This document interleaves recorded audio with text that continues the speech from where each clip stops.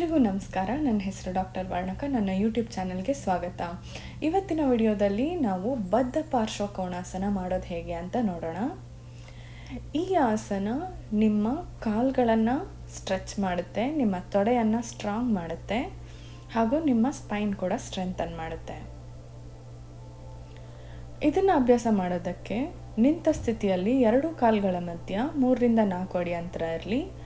ಬಲಗಾಲನ್ನು ಬಲಗಡೆಗೆ ತಿರುಗಿಸಿ ಬಲ ಮಂಡಿಯನ್ನು ಮಡಚಿ 2 ಕೈಗಳನ್ನು ಭುಜದೆತ್ತರಕ್ಕೆತ್ತಿ ಹೀಗೆ 2 ಕೈಗಳನ್ನು ಬೆನ್ನಿನ ಹಿಂದೆ ಇಂಟರ್ಲಾಕ್ ಮಾಡಬೇಕು.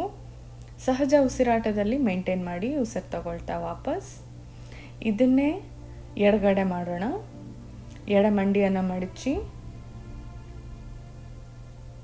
2 ಕೈಗಳನ್ನು ದೇಹದ ಹಿಂದೆ ಕೂಡಿಸ್ಬೇಕು. ಸಹಜ ಉಸಿರಾಟದಲ್ಲಿ ಮೇಂಟೈನ್ ಮಾಡಿ ಉಸಿರು ತಗೊಳ್ತಾ ವಾಪಸ್. ಉಸಿರನ್ನು ಹೊರ ಹಾಕ್ತಾ 2 ಕೈಗಳನ್ನ ಕೆಳಗಿಳಿಸಿ ವಿಶ್ರಾಂತಿ.